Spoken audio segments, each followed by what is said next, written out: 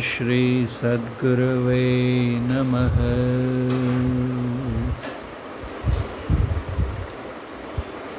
एक पिछले पोस्ट में हमने देखा था कि साधना में सफलता के लिए किस तरह एक आसन में बिना हिले डुले पत्थर की मूर्ति की भांति मेरुदंड को सीधा कर बैठना अनिवार्य है, उसके बगैर ध्यान में सफलता नहीं मिल सकती। और तब यह प्रश्न भी आया था कि आसन की यह दृढ़ता आए कैसे। आज इस संबंध में हम लोग संत सद्गुरु महर्षि में ही परमहंस जी महाराज के परम प्रिय शिष्य पूज्यपाद महर्षि संत सेवी परमहंस जी महाराज के एक प्रवचन से सुनते हैं। आसन की दृढ़ता आए कैसे। संत सूरदास जी कहते हैं, आहार दृढ़, आसन दृढ़, आहार दृढ़। जब तक हमारा आहार दृढ़ नहीं होगा तब तक आसन दृढ़ नहीं हो सकता। भगवान श्री कृष्ण ने श्रीमद् भगवत गीता में कहा है, राजस, तामस और सात्विक 3 प्रकार के भोजन होते हैं। साधक के लिए राजस और तामस भोजन त्याज्य हैं। सात्विक भोजन ही उचित है, लेकिन उसकी भी मात्रा संतुलित होनी चाहिए। उसी गीता में भगवान श्री कृष्ण का कथन है कि जो ठूस ठूस कर खाता है अथवा जो बिल्कुल नहीं खाता है उसका योग सिद्ध नहीं होगा। जो बहुत सोता है उससे भजन नहीं होगा, और जो सोता ही नहीं है उससे भी भजन नहीं होगा। युक्ताहार विहारस्य युक्त चेष्टस्य कर्मसु युक्त स्वप्नावबोधस्य योगो भवति दुःखहा। अर्थात हमारा आहार विहार शयन जागरण परिमित होना चाहिए। गोस्वामी जी के शब्दों में अमित बोध अनीह मित भोगी। साधक को मित भोगी होना चाहिए। महायोगी जालंधर नाथ जी महाराज ने कहा है, थोड़ो खाए तो कल्पय झलपय, घणो खाए तो रोगी, दुहु पखा की संधि विचारे, ते को बिरला जोगी। गुरु गोरखनाथ जी महाराज का वचन है, धाये न खाइबा, भूखे न मरिबा, अहिन सिलेवा, ब्रह्म अगिनिका भेवम। इसलिए हम लोगों के धर्म शास्त्र में आया है, हित भुक, मित भुक और ऋत भुक। हमारे भोजन के ये सिद्धांत हैं क्या? तो हित भुक, मित भुक और ऋत भुक। हमारे सामने जो भोज्य पदार्थ आए उसे हम देखें कि वह हमारे लाभ के लिए है या हानि के लिए। कैसा भोजन है वह, रजोगुणी है, तमोगुणी है या सतोगुणी है। जब हम देखें कि यह सतोगुणी है तब भोजन करने से हमारी भलाई होगी। अर्थात भोजन हितभुक होना चाहिए, हमारे हित में होना चाहिए। लेकिन सतोगुणी भोजन होने पर भी उसकी मात्रा अधिक नहीं होनी चाहिए, होना चाहिए मित भुक।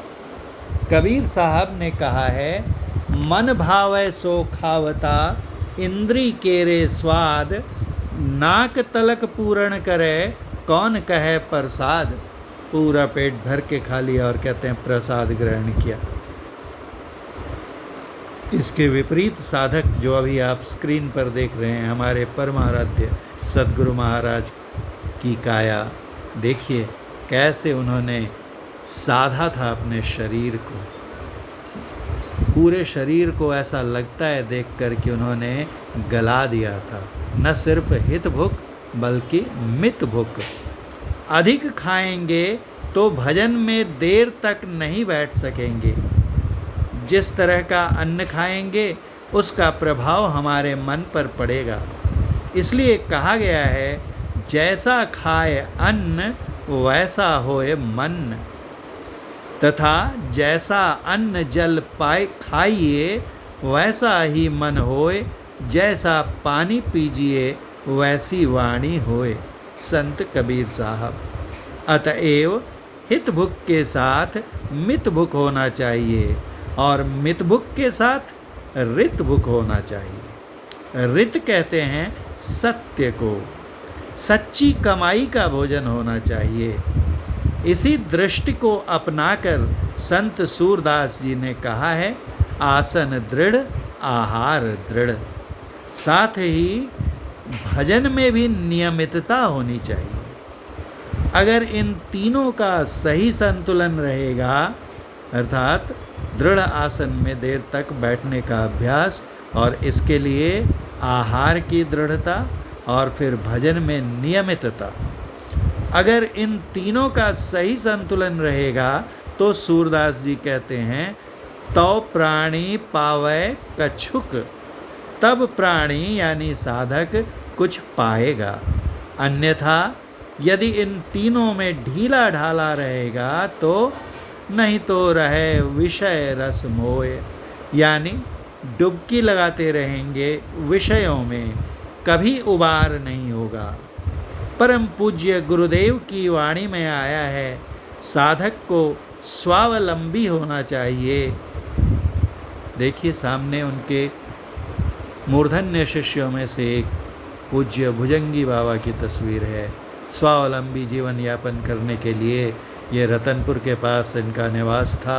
वहाँ से थोड़ी दूर पर जमालपुर में लोको शेड में नौकरी करते थे, ताकि ये अपने लिए आवश्यक कमाई उपार्जन खुद कर सकें और नियमित रूप से ध्यान करते थे।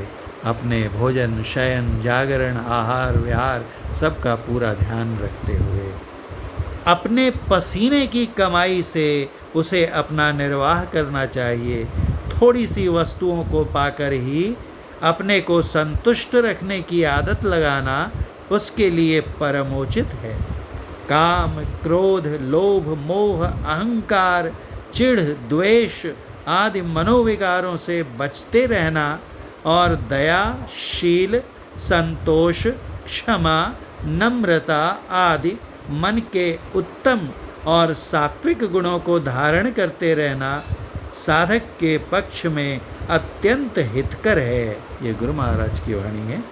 मांस और मछली का खाना तथा मादक द्रव्यों का सेवन अर्थात नशीले पदार्थों का सेवन मन में विशेष चंचलता और मूढ़ता उत्पन्न करते हैं। साधक को इनसे अवश्य बचना चाहिए।